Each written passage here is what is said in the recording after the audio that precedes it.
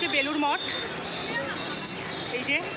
আর এখন বাজে প্রায় 11:30। আমরা একটু লেটে এসেছি, ভোগ খাবার ইচ্ছে ছিল কিন্তু মনে হয় না ভোগ পাবো। আর 11:30টায় গেট বন্ধ হয়ে যায়, আর আমরা এখন এসেছি 11:50, তাই তো?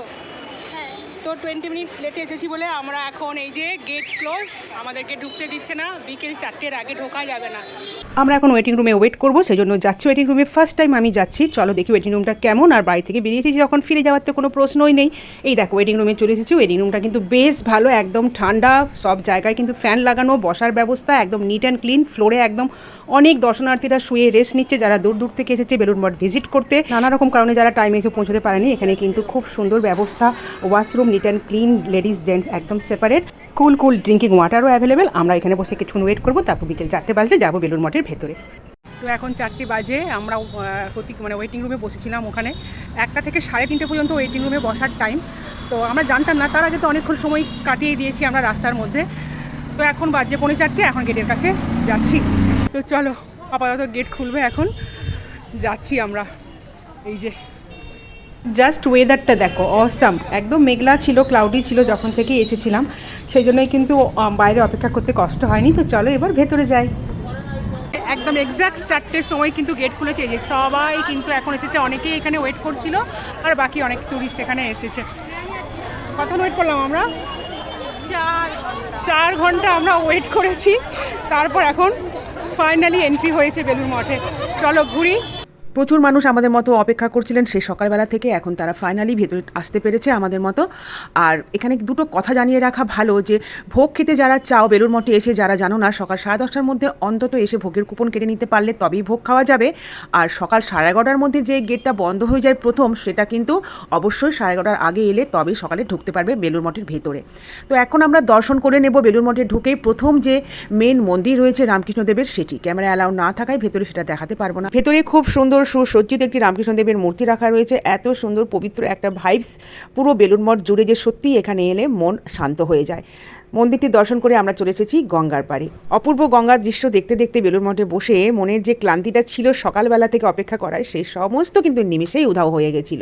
গঙ্গার সুন্দর শান্ত দৃশ্য, মিষ্টি হাওয়া, আর লঞ্চে করে মানুষের আসা যাওয়া দেখতে দেখতে কখন যে অনেকখানি সময় কেটে গেছে বুঝতেই পারিনি। বিশাল এরিয়া এই বেলুড় মঠের, চলো এবার একটু ঘুরে দেখি। পুরো বেলুড় মঠ জুড়ে ছড়িয়ে ছিটিয়ে রয়েছে রামকৃষ্ণদেব, সারদামণি, বিবেকানন্দ এবং ওনাদের যে মেন শিষ্যরা ছিলেন তাদের সমস্ত ছোট ছোট করে মূর্তি এবং সুন্দর সুন্দর মন্দির।